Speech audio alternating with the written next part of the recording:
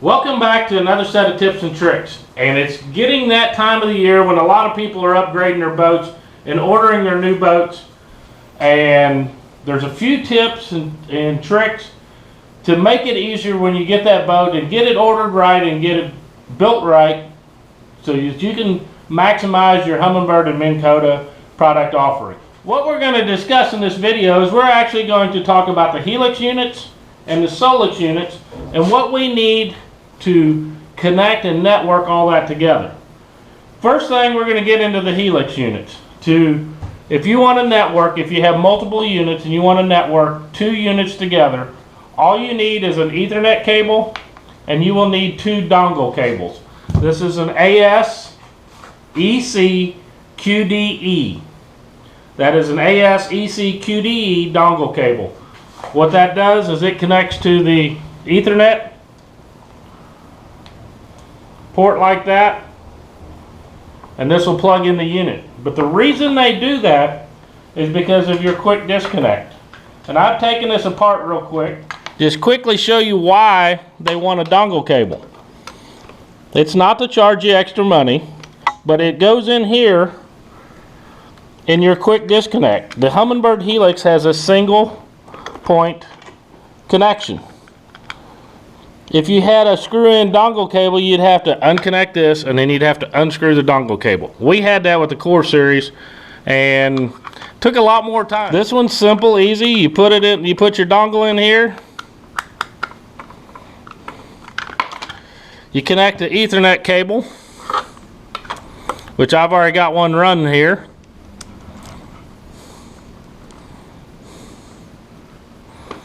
And that's all you got to do. Now we're Ethernet network connected. Go back here to the unit.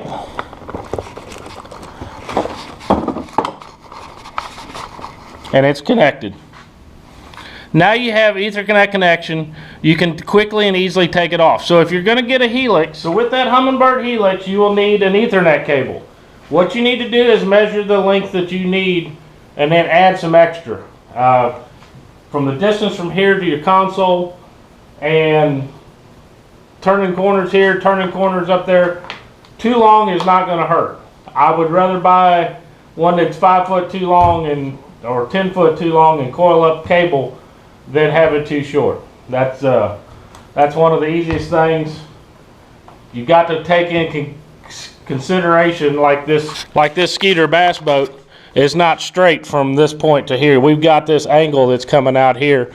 Plus it's going to come in here and come back up, come through the console, and come back out here up to your unit. 20 footer, it's quick, simple, and easy. 15 footer may work.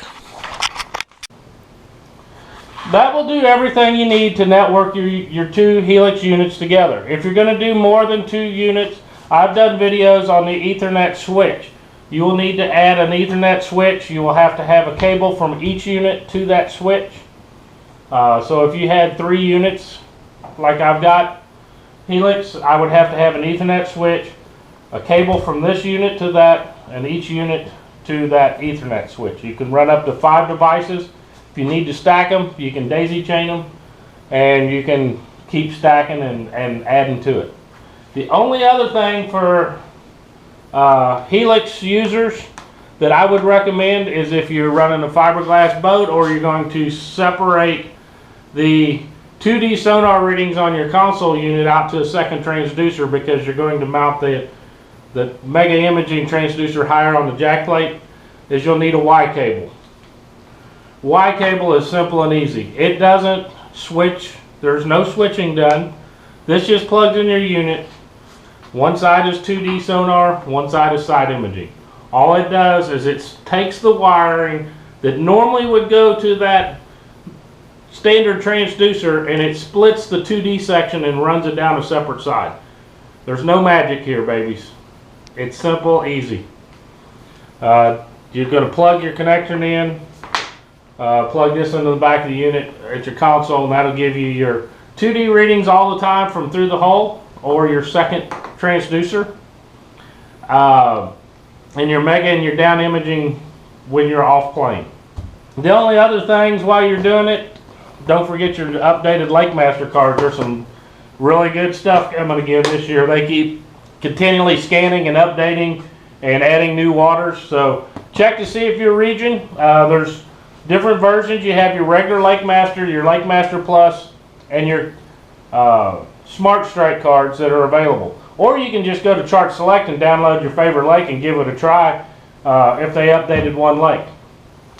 If you're running a Helix and you are doing slow speed navigation like with your 360 imaging we have here, it's going to come with a GPS receiver with a heading sensor in it. That's basically a GPS and then an electronic compass in it. It's going to do both. If you're running the Helix, I recommend putting it at the bow of the boat, because that's where the Helix has to share both the GPS and the heading sensor information as basically one data sequence. So I would mount that close up here in front. I've done videos to show you how to do that, but if you want a heading sensor, that's one other item that you might want to add to your shopping list of items to add if you're going to do a complete Helix network.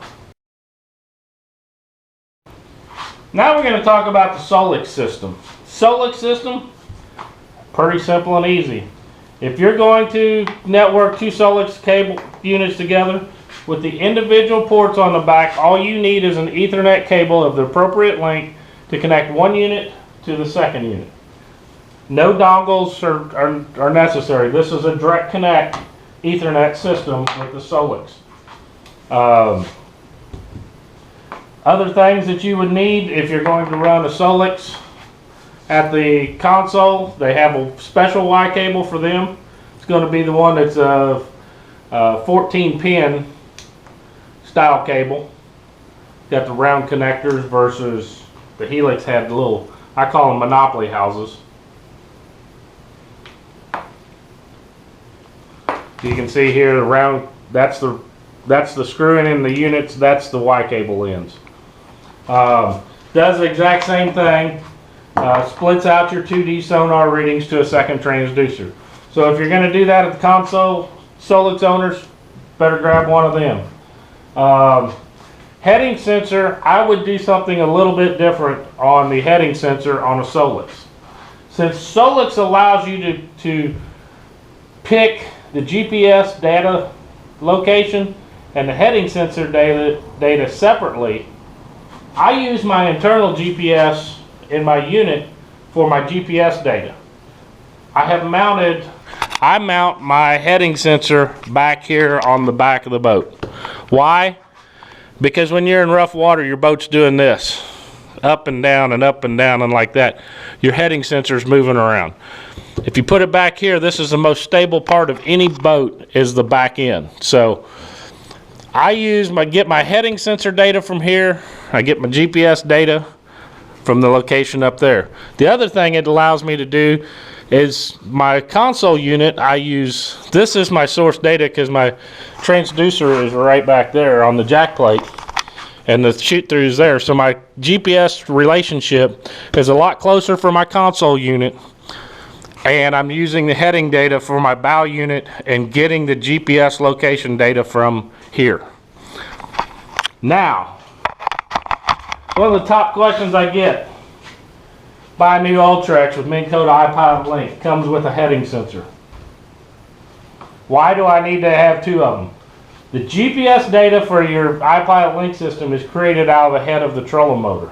The GPS data for your unit is from the internal receiver or the external receiver that's on your boat. This is totally separate heading sensing and GPS location system than your trolling motor. It's two different systems, so you need to put both of the heading sensor here if you're going to upgrade to the Ultrex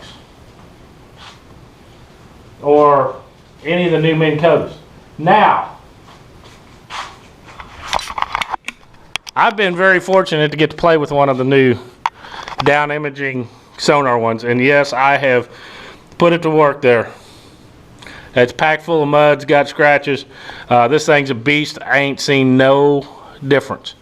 If you're going to upgrade to the new Mega DI on your Minn Kota, there is a new an adapter cable for universal sonar. It's got the Mega DI adapter for the SOLIX will be a direct connection. If you're going to do a Helix, it's going to be an MKR MDI-1 universal sonar connector that will allow you to connect your Mega DI to your unit. Again, SOLIX, no adapter cable needed. The Helix, you will need an adapter cable to connect it to your unit. Other than that, for SOLIX owners, LakeMaster mapping, man, it's unbelievable. If you're not using LakeMaster maps, you're missing out on details and accuracy and probably contour lines and some structure. They do an amazing job. Check it out. Other than that, enjoy your new boat. Enjoy your new birds, Humminbirds, your Minn Kota stuff. It's boat switching time. I'm getting ready to switch my boat out this year, so I get to enjoy to re-rig a boat, and probably going to have a bunch of new videos coming soon of the new Skeeter. So thank you for tuning in to another set of tips and tricks. I hope that helped you. Remember, don't forget to order them dongle cables if you're a Helix owner, and your Y cables and your cables and your accessories that you need to complete your system. It's going to make your rigging, your install so much easier and let you get to the water faster and enjoy your time on the water and play with those new Humminbirds and Minn Kota products. Thank you, and tune in next time.